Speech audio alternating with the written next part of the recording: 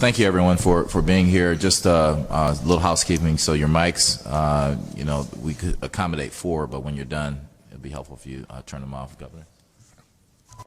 Thanks, Harvey, and thanks to everyone for joining together.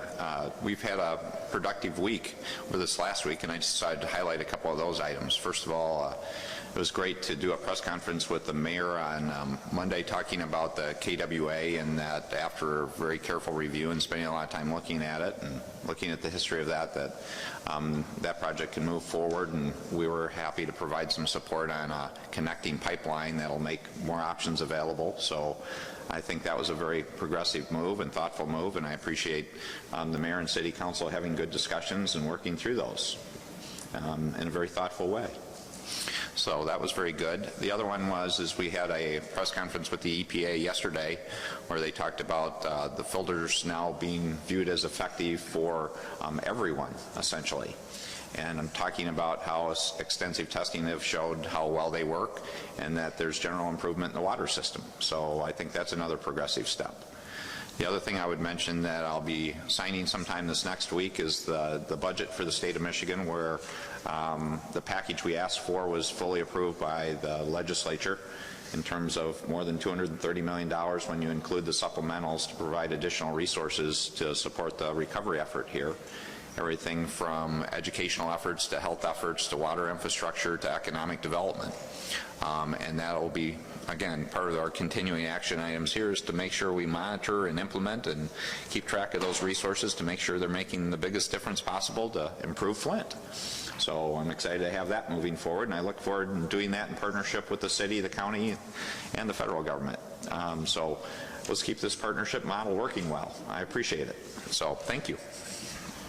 Council President, Vice President Vicki Van Buren. Yes, first I couldn't resist saying welcome to Flint. This is a beautiful day. I know some of you had to do some driving outside the city, so at least we have something good to start our day with. I would like to say on the behalf of the city is we see progress happening. Things are moving forward.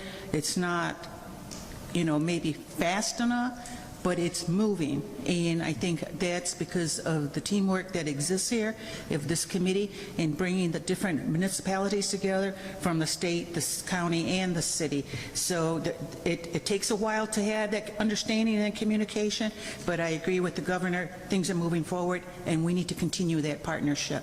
Thank you. Thank you. And on behalf of the county, Mark Valachek.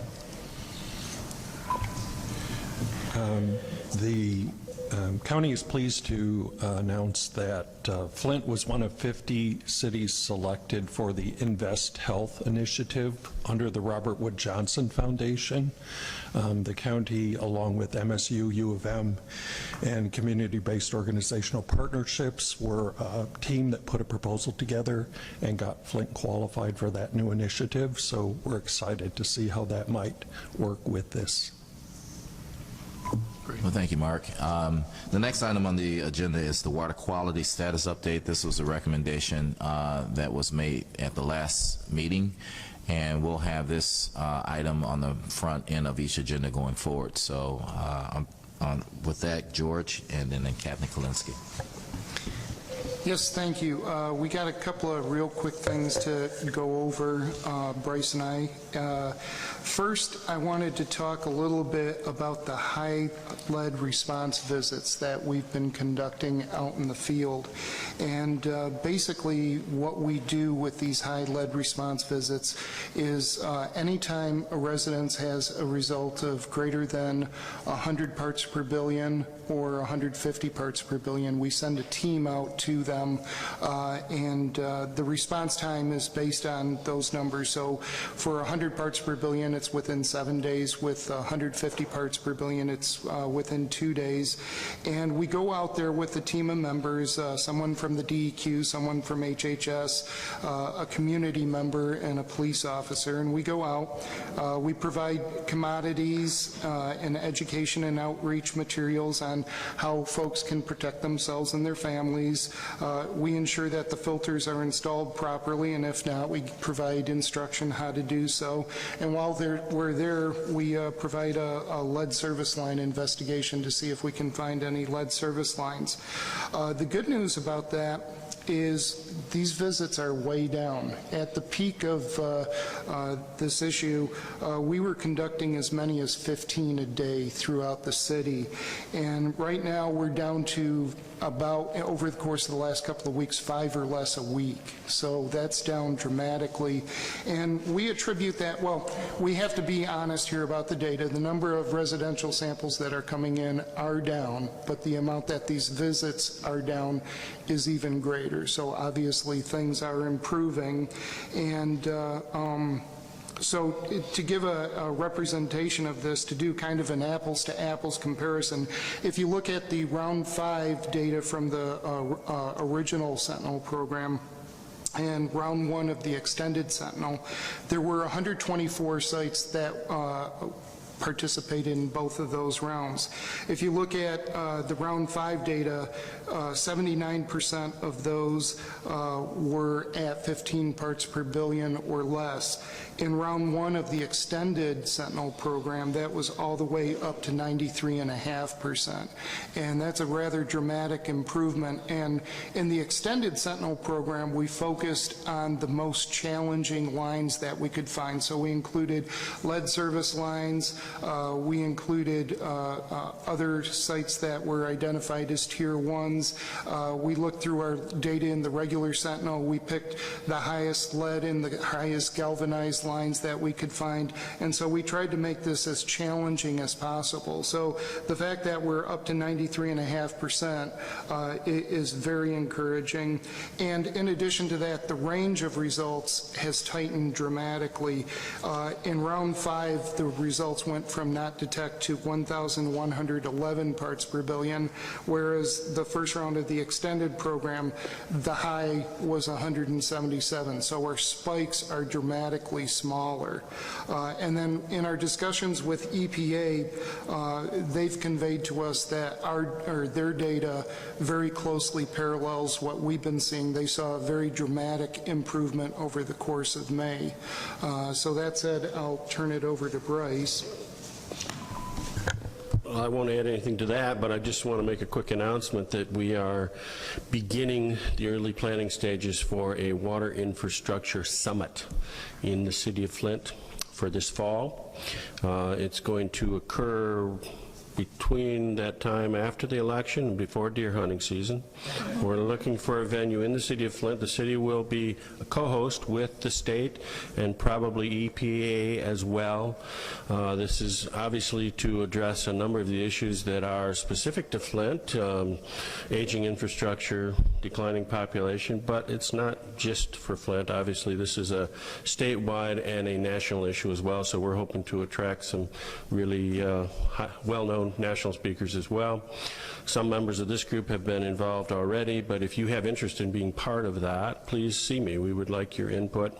We are coordinating this, of course, with the governor's 21st Century Infrastructure Project as well, which is looking at all sorts of infrastructure, not just water infrastructure. So, thanks. So just a few updates on where we are with the commodities. This Saturday we have volunteers that are going to be going out on Saturday. We've had about 2,400, now we're down to 2,331 unconfirmed parcels that we have to make sure we verify have a filter. There's a lot of different reasons why we don't have that. Some of it is just data we have not received. We have people every day entering more data. We got a stack of documents from the city, from the filters they put out, addresses that the community pods were unable to put into the system that we track on a day-to-day basis. So as that data comes in, these numbers change. But we've been planning on getting a door-to-door campaign going, and so this Saturday we're going to start. It's a smaller group, but it's just to go after those homes or residents residences or parcels that we haven't been able to confirm have a filter. From the information last week, we started sending some smaller teams out there, and just from those teams that have gone out, what we're seeing is about 29% of the parcels we visited do in fact have a filter, with 21% being vacant homes. And that's something that changes, you know, on a weekly basis here. A majority of the homes have not, or residences have not been home. And we're tracking those times. So we do have another day. We'll probably run this mission again on Tuesday, but I think Saturday will be a good day when more people are home, and we'll continue to check on those parcels. And this information is information we get from the water department. They provide us with a list frequently of those active water customers. So we'll continue to move forward with that. It's about overall 8.3% of the active water customers that we still have to just follow up on. But I want to make sure everyone understands, it's not that they don't have a filter, it's just these are ones we have to go back and confirm, and I gave you those percentages. I think of the ones, the number I had is we went to 128 homes, and this was just in a few hours to kind of gauge what we needed for Saturday, and only 8 of those needed a filter, or we provided a filter to. So we'll continue on track with this. Nothing has changed with the community pods as far as commodities going out there. After the announcement yesterday, we have community pods in areas 1, 3, 6, 7, and 9. We are working on a daily basis to get more community pods open. We've been working with city council, community members, but we have to have signed agreements in place. There's liability issues, and once attorneys and everybody starts looking at these agreements, you know, and some people want to be paid for it, so I know it's taken a little bit longer than what we anticipated. We will continue to work hard to get these other community pods open, as well as the help centers that are being developed, which will start up in July. I believe we already have 6 committed locations for those help centers, or those one-stop locations. So that is all, Harvey, unless you had anything specific. No, I don't have any other questions, Dr. Reynolds. Yes. The people who are going door to door will have appropriate ID, but no one knows what that ID looks like. So is there a way that it could be shown in the media so that people are at least comfortable with who's at their door, and when they see an ID, they at least have an ID it's authentic? Yeah, it's a great point. We brought this up before. It wasn't shown before because as soon as we show it, it gets copied.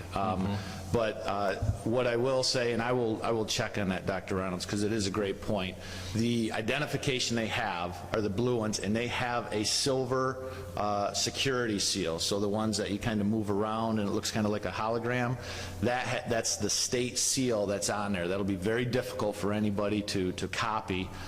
So if somebody shows up and they don't have that shiny silver state seal on that ID, then it's not legitimate, and they will have those. But I will circle back, Dr. Reynolds, because it's a good point. And for the help centers or the resource centers, is the lessee always the state of Michigan or a city agency, or would it be some other entity?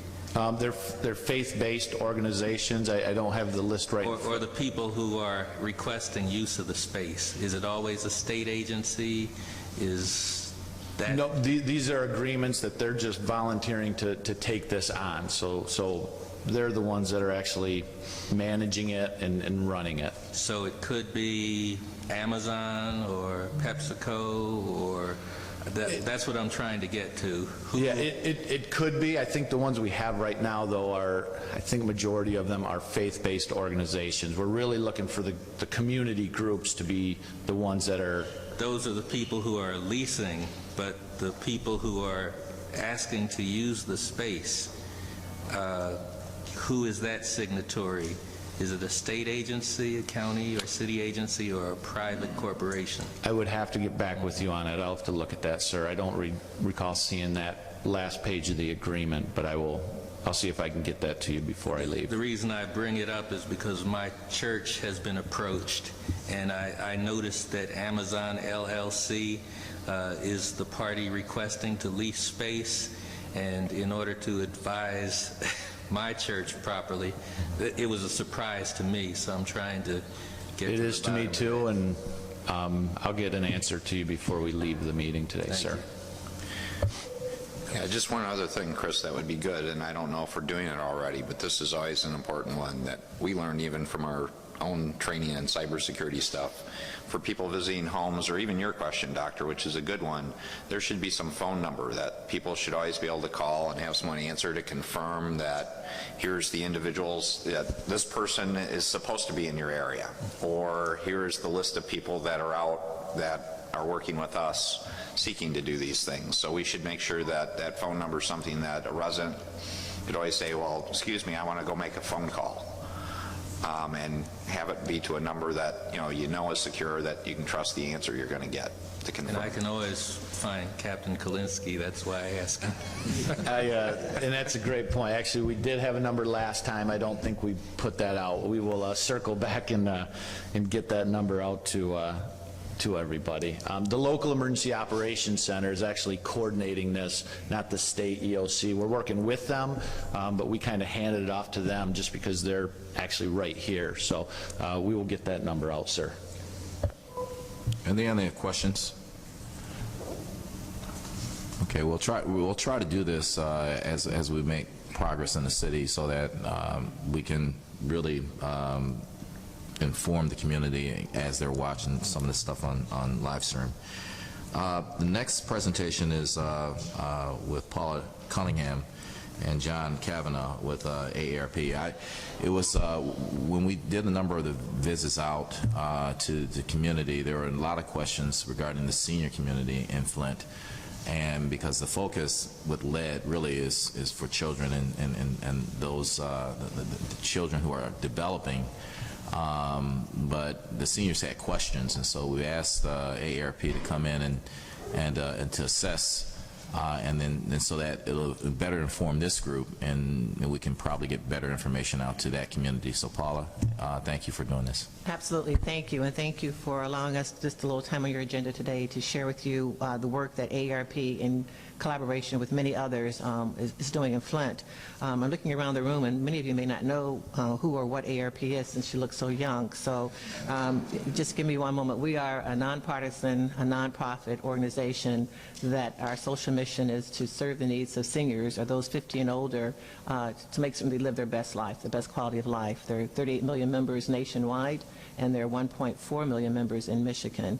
And so this is the work that we do day in and day out, and have done for a very, very long time. When we learned about the water crisis, we wanted to get involved immediately, and one of the things that we did, we put boots on the ground, sent volunteers out door to door. And, I'd like to quantify things. I have a banking background, an educational background, and we're getting a lot of different stories in terms of what the needs were. We called some of the nonprofit agencies, and depending on which one you called, the needs were very different. And so we asked that we quantify, figure out some way to assess exactly what the priorities are for the senior population in Flint. Harvey called, and he said the same thing. I said, has there been a needs assessment done? And there had not been. Talked to the AAAs, they had not had a needs assessment done. We will pull together a cadre of organizations that will be able to address some of the priority needs. That is our commitment. It's not just assessing and then walking away or sharing the information. We want to help. That's why we're here. And so we will pull together the AAAs. We're talking with the Community Foundation. We're talking with everyone who serves this particular population, so that once, and you'll hear about the survey that's in the field, once that survey is returned, once we hear from the 700 or 600 seniors that we're talking with, there'll be an action plan developed. There'll be others at the table. If you know of anyone who you think should be at the table, please let Kimberly Bishop, she's sitting in our office, or let me know today who they are. We will invite them so that we can begin to start addressing the needs, the priority needs. We can't do everything, but the things that we can do, we want to do. Prior to even sending out or deploying the survey, we actually had a listening session because we wanted to make certain we were asking the right questions. And so we thought we'd have 25, 30 people maximum in those sessions, and we had over 87 folks in the 2 different sessions that we had who helped to advise us in terms of the kinds of questions that we should even be asking. I worked very closely with Kathy Bowles and the AAA agency right here. Again, just tremendous cooperation from everyone that we've spoken with. Paul Elam from Public Policy Associates conducted the listening surveys. You know, we felt as though if AARP came out and said seniors need this, everyone would go, yeah, AARP of course would say that, even though we're very credible, believe me. But we wanted to have this be as objective as possible, so we hired Public Policy Associates, and then they also contracted with Epic MRA to conduct this survey.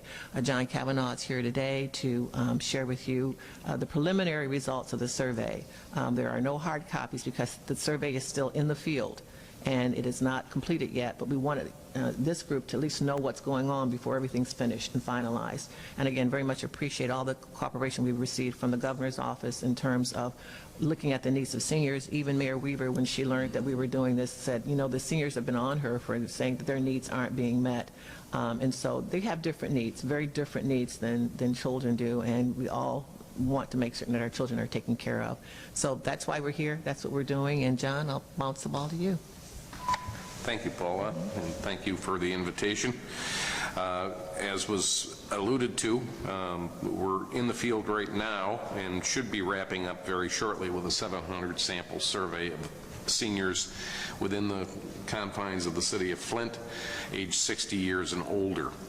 One of the things that makes it's important for making survey research data credible is to make sure that the sampling is correct. And so we went to great pains to consult Census Bureau data, Secretary of State registered voter data to match that up against zip codes, and as well as demographics within the 60-plus age population.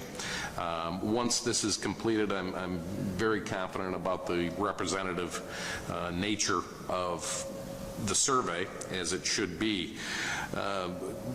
As Paula alluded to, Public Policy Associates constructed the questionnaire based on the listening sessions.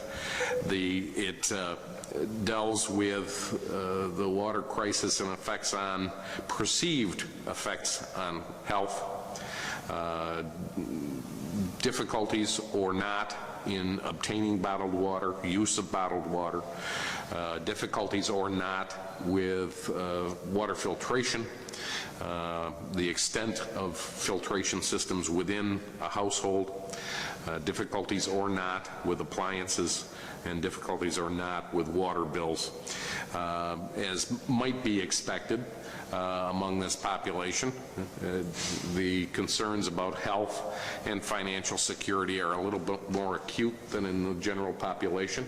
Whether that is directly attributable to the water situation has to be parsed out. The real key to an analysis of a survey lies in its cross-tabulation report, and that is, let's break this out based on gender, based on zip code, based on age cohort within the 60-plus group, any income, any number of different variables. So if, for instance, a third of the population surveyed indicated that they had difficulty with transporting bottled water, is that particularly more of a problem in a given zip code? Is it more of a problem among those who are age 75 and older, et cetera? We'll be able to break that data down. As it sits right now, I'm reluctant to issue any exact percentages. We have, as I noted, about completed the survey, but that's a little like taking a bite out of an uncooked pie. Will it taste the same when you take the bite, or will it taste a little bit different once it's fully cooked? I'm more than happy to answer questions on the methodology and so forth, but I don't think, based on these preliminary results, that there will be any great surprises. Again, the point of conducting the survey was to be able to target a little bit more efficiently any remedial activities that might be available to those populations that the survey demonstrates are most in need of it. And again, with that, please know that whatever the results are, we'd be more than happy to share them with the governor's office, share them with you, but we will be working with every agency that's interested in working with us on this particular issue, because everything's not always about money. Sometimes it's about boots on the ground, sometimes it's about education, information, and that's what we intend to do, is provide what we can and do what we can to be of assistance. Having said that, if there are any questions, be happy to entertain them at this time. Yeah, I have one question. So when I used to work for your organization back a long time ago, it doesn't look like it right now. There was the big concern with ARP is the number of grandparents raising grandchildren. And so there is a cross-link here when you're talking about a vulnerable population with this issue and a senior population who feel they may not be able to transport water or make sure that their filters are on right. The churches, some of the churches I went to, the grandparents that I ran into who had grandchildren, either watching them part-time while the parent was working or they're raising them, were extremely worried that they were doing the right things. And so do you have an assessment of how many families like that in Flint are probably raising grandchildren here? Based on the preliminary results, we do have a demographic question of how many children age 18 or under are in your household, and a little over 10% responded in the affirmative.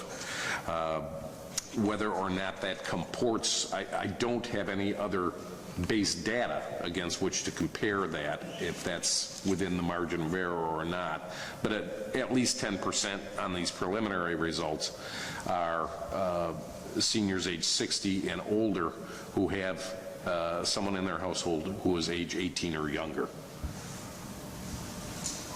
Go ahead. Thank you for coming today and everything your organization does.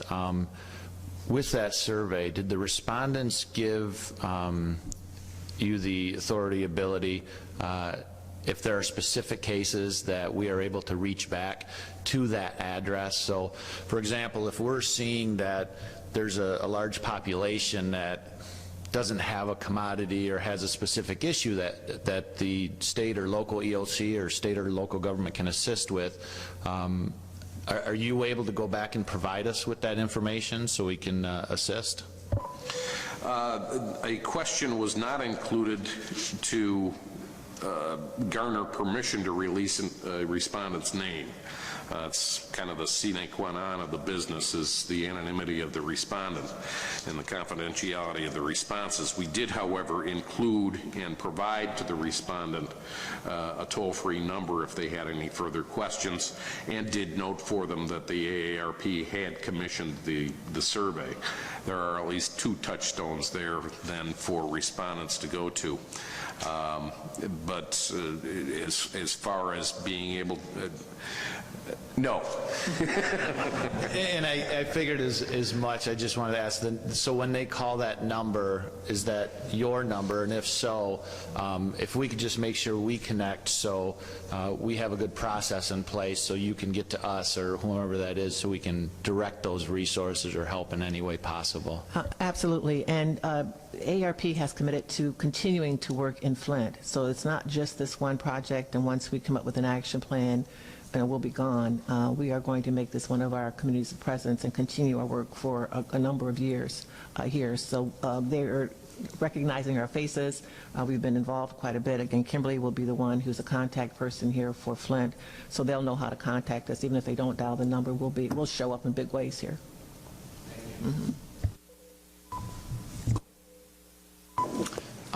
On the survey, question 14, I'm curious to see, the question says, you go through a series of questions, and one of them is water bill more expensive than before the crisis. Now, I know Flint, of course, we have talked at length about the high cost of water in Flint and the reasons for that, but was that identifying a specific costs that resulted from the crisis, because in question 4D, it then goes on to say, how hard has it been to pay for the higher bills?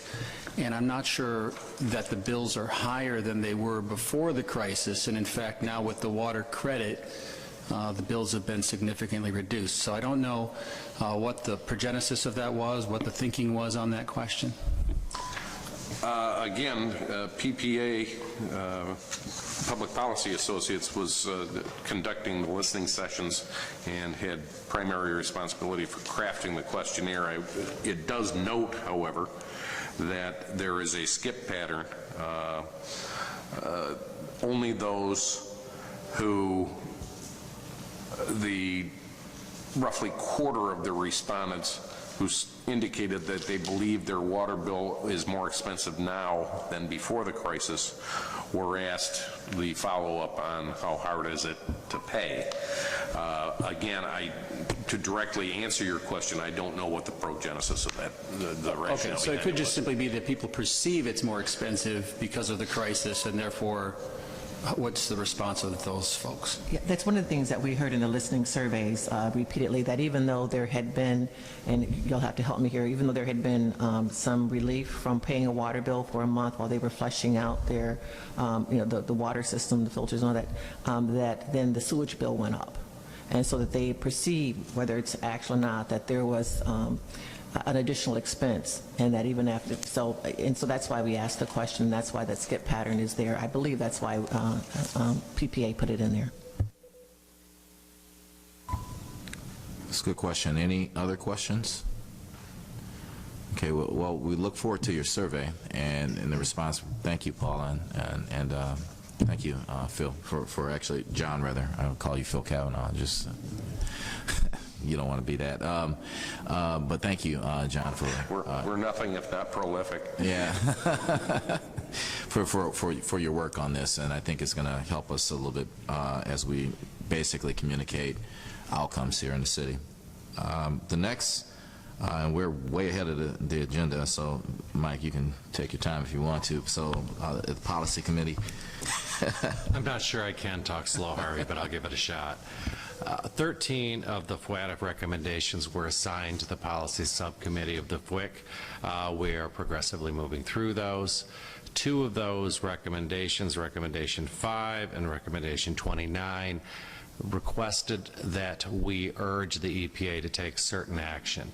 It was the subcommittee's conclusion that the best way to do that was in a letter form. Recommendation 5 urged FWICC to participate in the EPA's ongoing review and revision of the LCR, conveying lessons learned from the Flint water crisis. Recommendation 29 urged the FWICC to urge the EPA to exercise more vigor and act more promptly in addressing compliance violations that endanger the public health. For the last several weeks, the Policy Subcommittee has been reviewing a draft letter that you all should have had before you and have had in your packets. It is a letter to the Administrator of the EPA. The timing is relatively important, as the EPA, as many of you know, are undergoing a review of their LCRs on the federal level. We want to make sure, on behalf of the FWICC, that we get our comments and Michigan's position into the official record of the EPA. The letter is long, frankly, because, as you will recall from prior meetings, the recommendations that FWICC has approved in terms of the specific changes we want in the LCRs are lengthy, so we were quite specific. The letter refers to everything from improved local public input and access points, reduced lead action level, establishment of a household action level, tightening sampling and monitoring protocols, expanded public education, faster and more detailed public notification of incidences, prohibiting partial lead service line replacements, full lead service line replacement requirements within plans within a 10-year, basically everything that we talked about at the meeting several weeks ago that we adopted as a group are detailed out in this letter. It was the feeling of the committee that FWICC should encourage the APA to adopt the recommendations that we are considering for adoption here in Michigan legislatively already, and that we should at the same time urge them to exercise more vigor. Both of those comments and movements are included in the letter that you have before you that we would like to send to the EPA. To do that, I would like, Harvey, a vote of the group approving the letter. You've had it. I think this is the second version you've seen, but you've had this one for several days. Will anybody make a motion to that? It's been moved and a second. I'll second. Okay, Dr. Edwards, second. So the motion is to approve the letter. Are there any questions for this letter? We'll take a roll call vote, so Stacy, go ahead and do it. Jamie Curtis. Keith Cray. Yes. Dr. Mark Edwards. Yes. Dr. Mona Hanna-Attisha. Harvey Holland. Yes. Sylvester Jones. Chris Kalinsky. Yes. Nick Corey. Oh, yes. Nick, and I was waiting for Nick Lyon to say anything. He had his mic on. I was all ready, yes. Yes. Jim Koski. Yeah. Nick Lyon. Yes. General Mike McDaniel.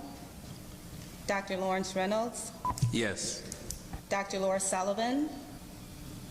Mark Balachek. Yes. Council President Pro Tem Vicky Van Buren. Yes. Mayor Karen Weaver. Brian Winston. Yes. Mike Zimmer. Yes.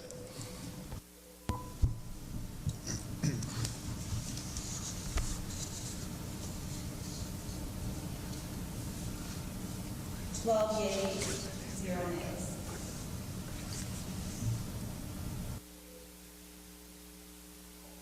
Well, we will, thank you for approving this. We will sign it in the format as presented, and we'll get that out the door real quick. Go. Yeah, just a couple comments on the letter. One, I think the letter is very good. I appreciate the work because it's one of the best concise summaries of all the work we've done. So it'd be good to distribute it to a number of other places in terms of sharing the letter more publicly. The other one, just a suggestion, is you might want to CC all the congressional delegation. Because it's something we need to get the congressional delegation more engaged, and if they could be more active in pursuing this, because the EPA's time frame has not been acceptable for many years. And that letter will be posted on the website too as well. Okay, great. Okay, moving on. There is, we're going to move forward with the Communications Subcommittee. We had a conversation just to look at the language I showed you yesterday, and I'm going to run through a bunch of slides and then tell you what we intend on doing with this going forward. And I'm not sure that we like the slides, Harvey. Yeah.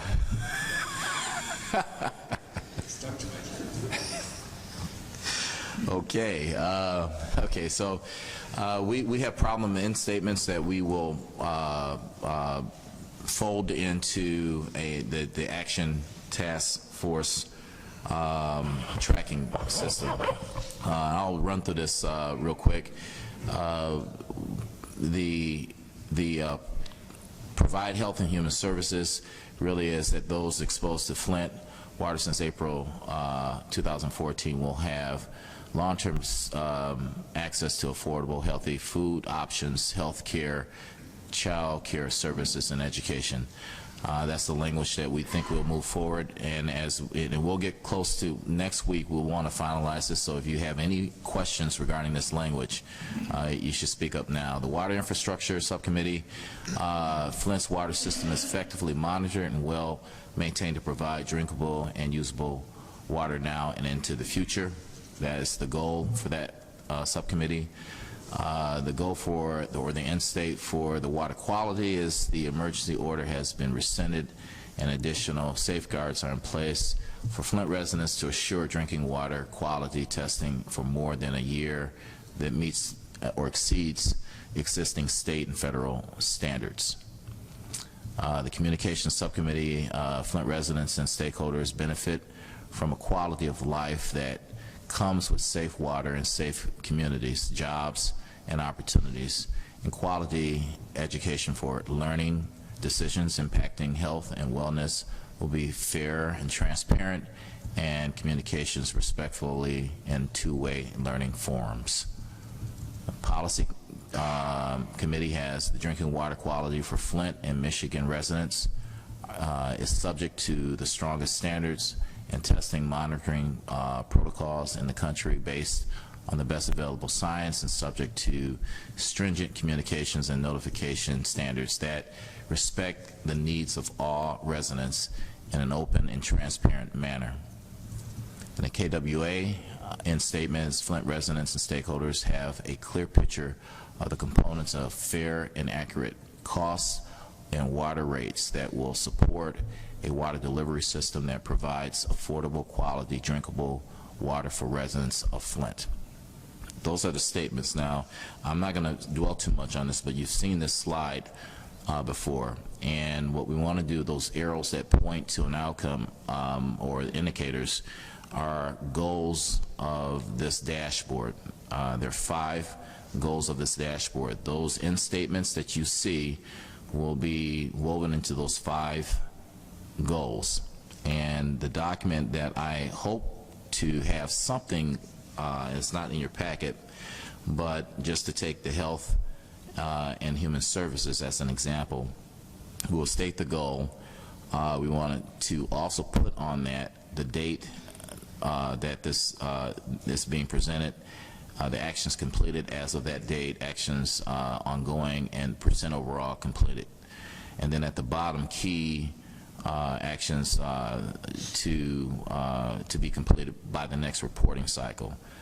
Now, this whole process is designed to really inform the community of the status of where we are based on their understanding of the goal that we're working on. So the goals are in their language in terms of how, and we modified those end statements that, you know, as originally created, and we want to show the progress against the goal. So we don't go into meetings in the future with open-ended discussions. We go in a little bit more specific about where we were and where we're headed.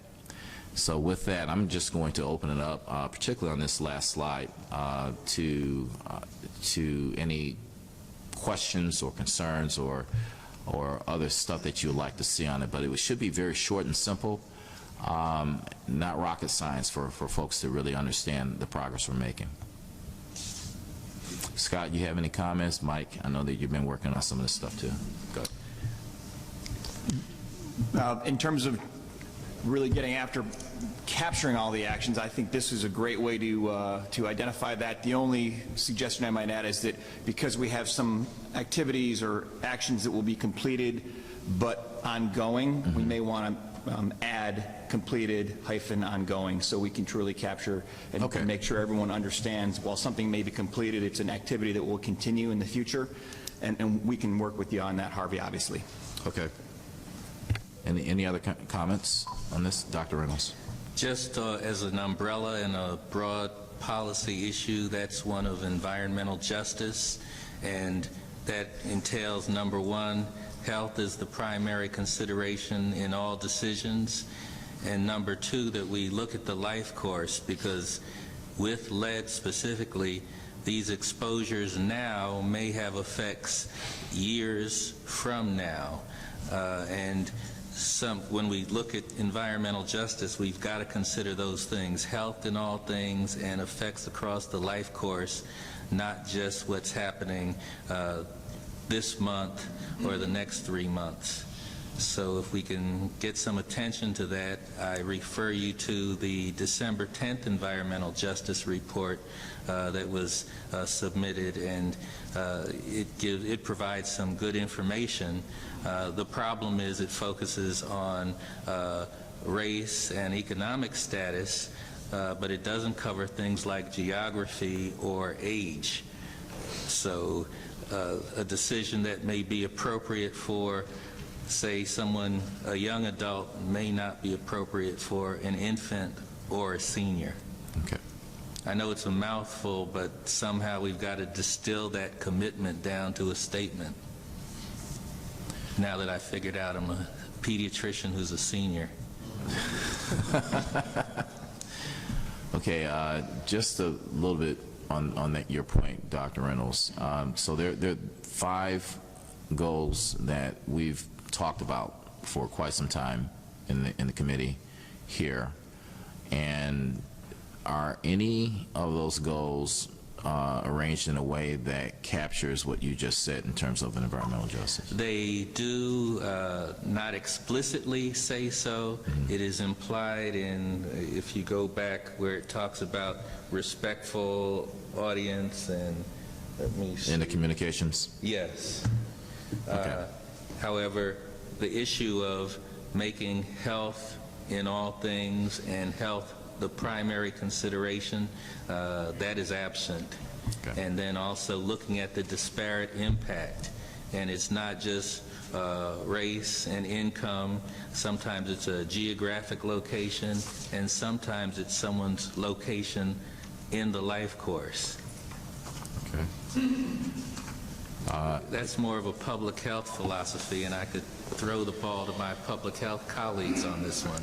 Governor? Yeah, one thing I'd suggest, Director Lyon, that we could look at is underneath the broad one on health, because there is one of the big points, I believe, right, covering that is to go to your point, Doctor, is the long-term implications and how those things tie together. So, for example, the Medicaid expansion dealt very well, I think, with kids up through 21 or so, but that's something we could check on for Healthy Michigan for more 21, 18 and beyond, and then we could actually look at the Medicare kind of issue to see that what are the practices or the pieces that could potentially deal with issues that someone may have really through their entire lifetime.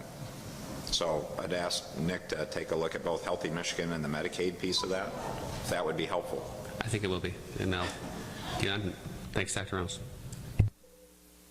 So just put a little closure on this one. So if we were to make comments about environmental justice, you have to somehow show a measure or you know, I wouldn't say a finish line of sorts, or when you say you've actually won or you've achieved environmental justice, but it'll be helpful to have some ideas from you or others on what some of the measures or benchmarks might be as you can show progress toward that. And it might be setting a baseline, for example, of where things are in terms of disparity and if there are any improvements against disparities. But I'm just throwing that out there as an example. So you're right on target. It's geographic, as in the Flint situation. It's compounded by race and economic status, but things may be totally unseen with young adult or mid-range adults or even seniors that will manifest later, and we need to lock that down. Okay. So there's got to be some acknowledgement that a decision was reviewed for possible distant effects. Okay. All right. Any other questions, concerns with this presentation? Again, this is where we're trying to head right there, and on that format and look. If you have any recommendations, please feel free to do this. We want to get this down to a very succinct document, so when we go to meetings in the future, meet with pastors or whatever, we can, or regular residents in the community, they can have something that they clearly understand and really support in terms of direction. Jaleesa? Yes, I did not see where there's something that addresses performing limiting factors or any bottlenecks that might occur as you're going towards completing these goals. Can you expound on that? If you come across, as part of your strategy in completing these goals, if there's a setback of some kind, something that might be incurred amongst different committees, Okay. that could be shared, and Okay. then you could actually further refine your strategy to completing that goal. Now, we weren't going to discuss this slide. You can't really see it. That's the purpose of the reason why I didn't really want to discuss it, kind of in the background. But if you look at the green and yellow circles at the bottom, I think that really is an attempt to get at where we are lagging in outcomes. If there's a lag in a goal or a series of goals, it should show as yellow or possibly red if it gets too bad. I think that's the intent. Colonel, if you want to. So from the standpoint of our internal cadence, just to get after your point with the some finer details, we meet every Wednesday and we walk through with the state agencies to address anything at the task level or objective level. And if something is what we call off track, that then rolls up to the supporting and primary goal, and it makes that yellow and green. We're working, and so if it's a state task, we work with the state PMOs internal to the departments to address those issues and identify what challenges or what resources might be needed to be brought forth to really kind of turn that back so it's on track. The city of Flint, we attend their meetings on Mondays with the mayor's response team, the water response team, and they're moving towards adopting a similar framework, which is good. And so it's a shared framework, and it will really promote a shared accountability and transparency model. But in terms of trying to capture any resource requirements that would need to be highlighted to this group, if something was that large, it would probably come up through the directors first before it would ever need to come to this level. Does that answer your question? Okay. Also, we could, on that box at the very bottom of the page, color that in terms of a code. So, for example, we're saying that there are key actions to be completed by the next reporting on whatever we decide a reporting cycle would be. If one of those key actions are not completed, we can actually show that in a different way. That way, we want to be as transparent to this community as possible, and we don't say that we're going to do something and something comes up or bottlenecks an outcome.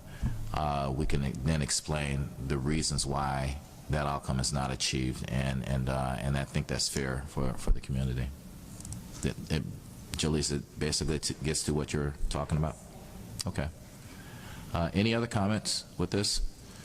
Okay, so we're going to push to finalize this in the next couple of weeks because we want to get out to the community with some real tangible data and information about where we're headed and how far we're going on that road. So thank you for everyone who's participated and are hounding you on getting these statements, but this is going to be very helpful. I also would encourage the group who are working on the task force, Colonel Hippica and also Mike. There's language in there, for example, if this is public, the documents that you're presenting as a dashboard, and you see the word remedy, we want to just go through that document to make sure that the language we're using is also, is consistent.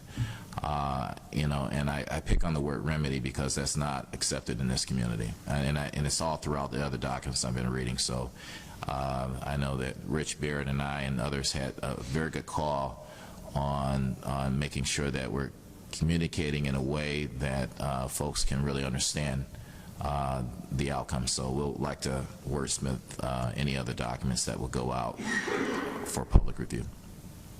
Okay? Rich, you have any comments? Okay. Okay.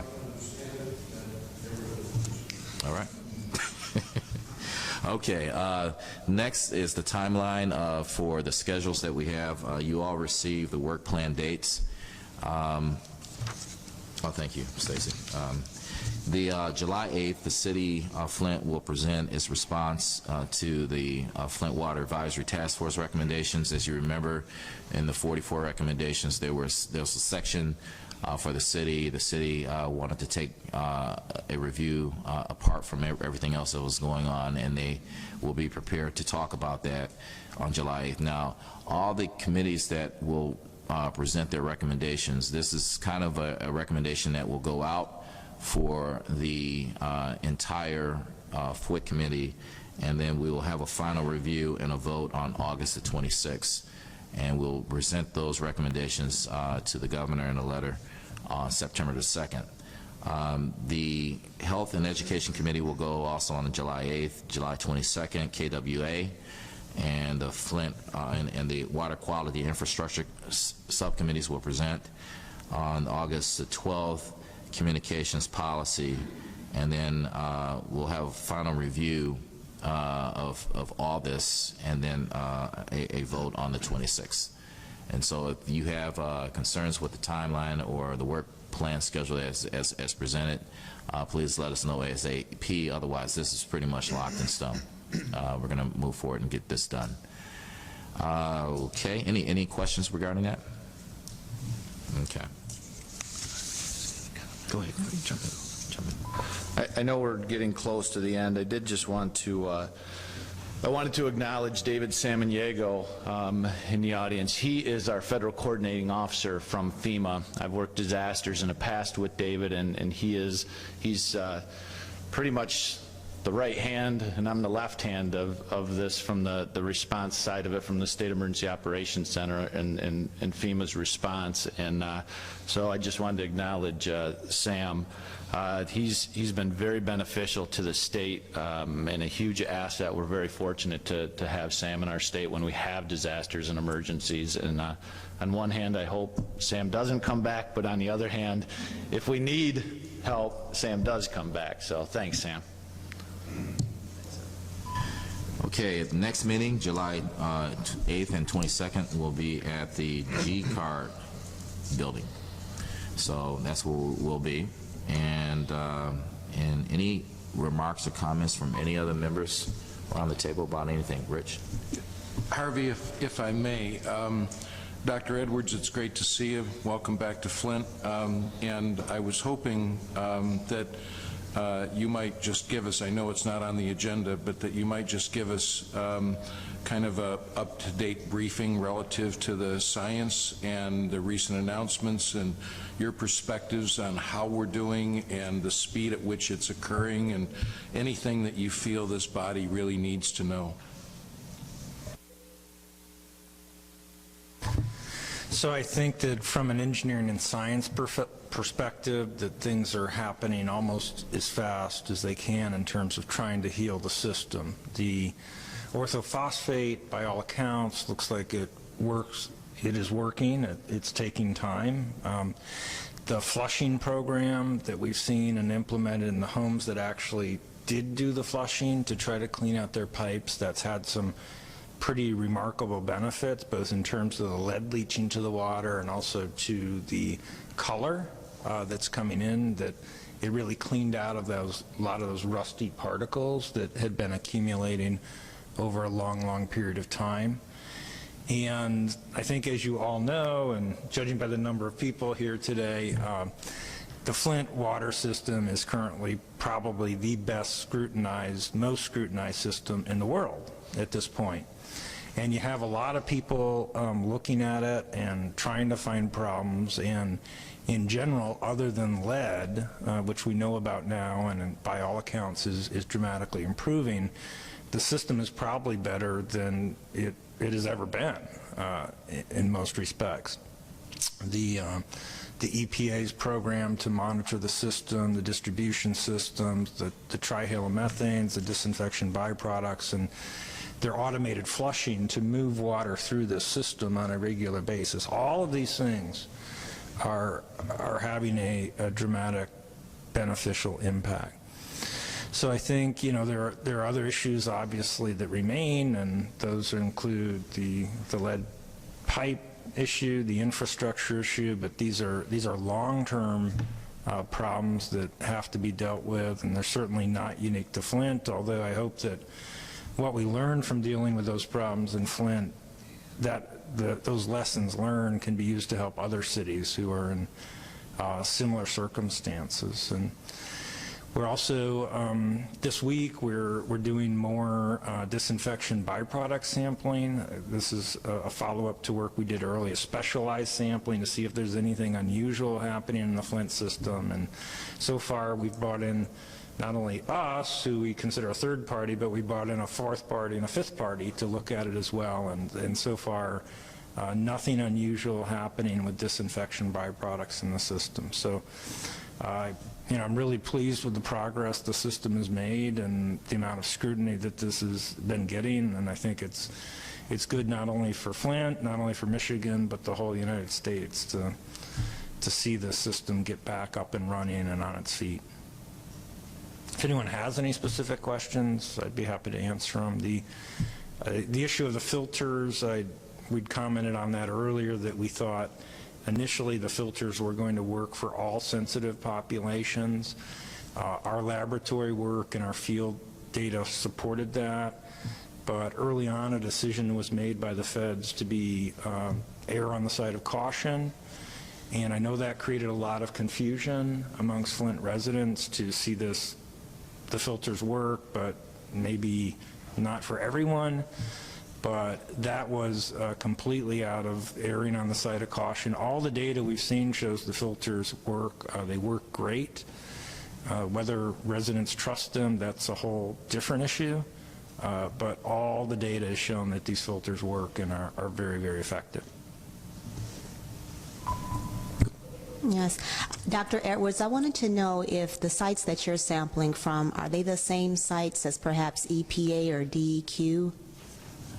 Yeah, and there's some overlap. So some of the homes that we've found have really, really bad plumbing for some reason, in terms of service lines, in terms of chronically releasing very high amounts of lead. And even after we do get effective corrosion control across the city, there's no doubt some homes are still going to have lead problems above the action level. I mean, that's just the reality of the existing lead and copper rule. So we are looking at some of the same worst of the worst case homes for lead monitoring, because you learn the most from monitoring those, and I think some of those homes are being monitored by as many as sometimes 3 times every couple weeks or so, because we're keeping a pulse on the system. We're also monitoring some of the same disinfection byproduct sites as well that EPA has looked at. And we have complementary data, and they all seem to indicate there's nothing to worry about with DBPs at least. I can add something. Yes, thank you, Dr. Edwards, for the report. I know many people in this community look to you as giving the real information. But I know even through attending different neighborhood meetings, even as late as last night, caution is still there. This has been going on for months and several years, so the trust level is still at its weakest, and people are saying they know what they're hearing, that the water is better, especially with the use of the filters and so forth, but they are not ready to fully embrace that. They continue to rely on the bottled waters.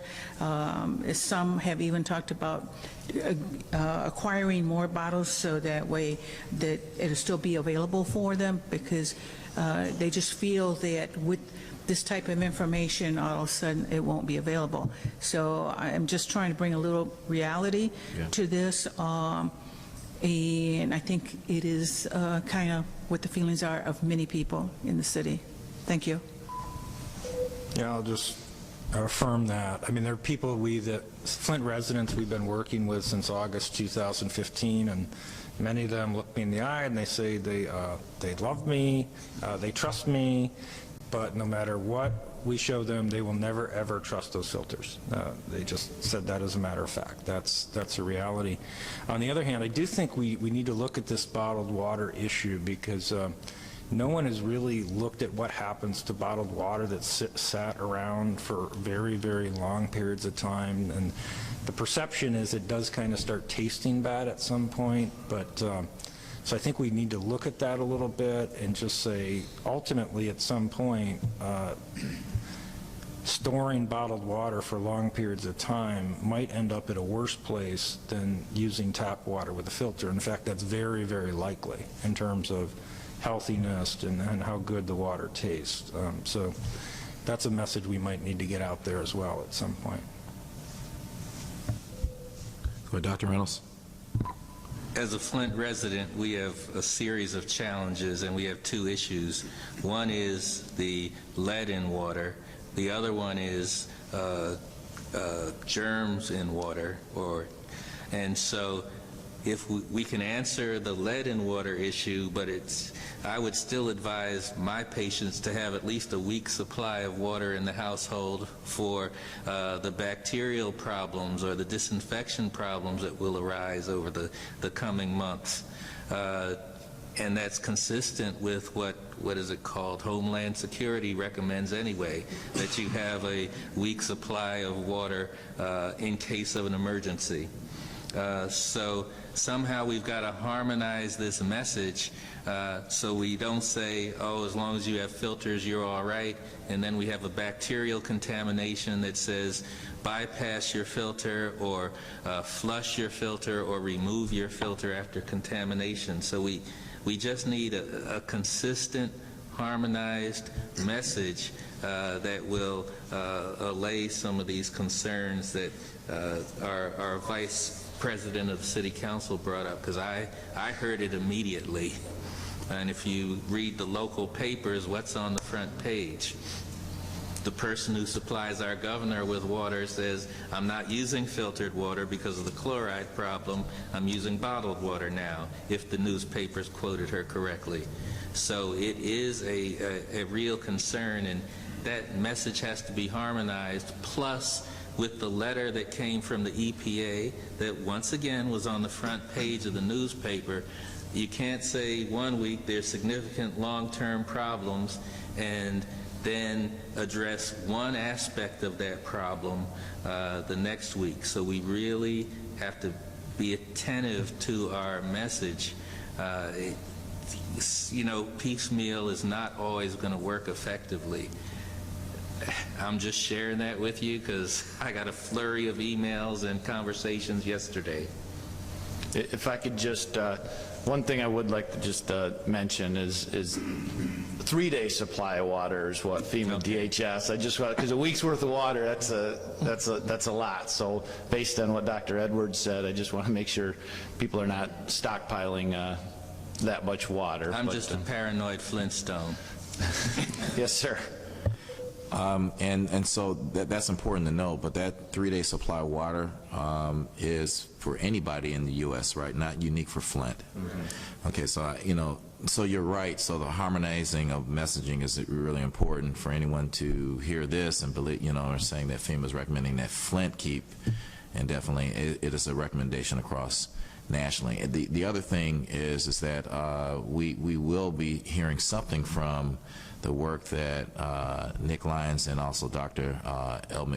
Mikael Murray and Wayne State University is doing, so that will get at some of the other concerns that we hear in the community in terms of the rashes and other things that people may be experiencing, so that we can get some resolution there. But I agree with both Dr. Edwards and also the Council Vice President that this is what you hear, and really the real battle really is communicating success in a way that the community understands that we're moving something forward. And there will be those who probably will never trust it, but you also run into people who are really thankful that the progress is being made. So I don't want to give the impression that the entire community is distrustful. There's a large segment of this community, that at least the people I've run into, who are just eager to know that they can use their filter and get back to a normal cadence in life. So and so we have to really also highlight those that voice as well. And Jolice. I would say that boil water advisories for bacterial contamination do happen in other communities aside from a lead problem, and that we are obligated by Public Act 399 to notify you if such incident would occur. So we are doing our sampling in accordance to the regulatory standard. DEQ is working with us really well in order to better facilitate sampling and distribution system and identify more problem areas that we need to address. So hopefully, as we're moving forward, that will allay some of your concerns. It once again boils down to a communication issue, because in the past, the city has been very good in saying there's a boil water advisory. In the past, they have not been very accurate in describing the geographic area where it is, nor have they been very good in updating the website or saying the boil water advisory is over. So as someone who lives in Flint and has a business in Flint, part of an organization in Flint, it gets very challenging when we have to rely on information from Channel 7 as opposed to City Hall, and that for a variety of reasons, and I hope that's all in the past. I trust it is in the past. I can't speak on behalf of the city, Right. but that will be one of the goals. Nick or Dr. Miguel Murray, you have anything to add or say to this? The only thing that I would clarify is that we are working with CDC on the rash report. Dr. Matt Murray and Wayne State University is working with us on the Legionella study that was part of the task force recommendations. Certainly, we're going to be diligent as we work through the summer on any health issues as they relate to the water supply. Okay, any other comments from any other members? Seeing none, Governor, floor is yours. Well, thank you, and I appreciate Dr. Edwards giving us an update and the discussion that goes with it, because again, this is a complex issue. There are many pieces, and the thing is, we make continuous improvement. And we just take a positive collaborative attitude about understanding these are complex, difficult issues that are both factual and perception, and there's a lot of emotion, and that's understandable. And we just need to be continuing teamwork in terms of the city, county, state, and federal government, trying to work as closely and tightly well together as possible, and each and every week hopefully having positive steps forward. And that's the good part. Over this last week we were able to take a couple steps forward. Sometimes it takes a while for those steps to be fully accepted, and we just need to continue to have good dialogue and hopefully be good listeners to the residents of Flint and the residents of all of Michigan, that this is an important big issue that we're facing, but we're taking it on and in the spirit of working well together, and we're just going to keep pushing ahead. And that's where I thought it was helpful to share a longer term timeline through the course of the summer to say, here's progressive steps, here's how subcommittees can report on what they think are true actions and report progress. And as we find obstacles or challenges, because it will not be a straight line, how do we overcome those obstacles? So I appreciate that attitude of teamwork and desire to make Flint a better, healthier place for now and for the long term. Well, that's it. Thank you. Have a great weekend.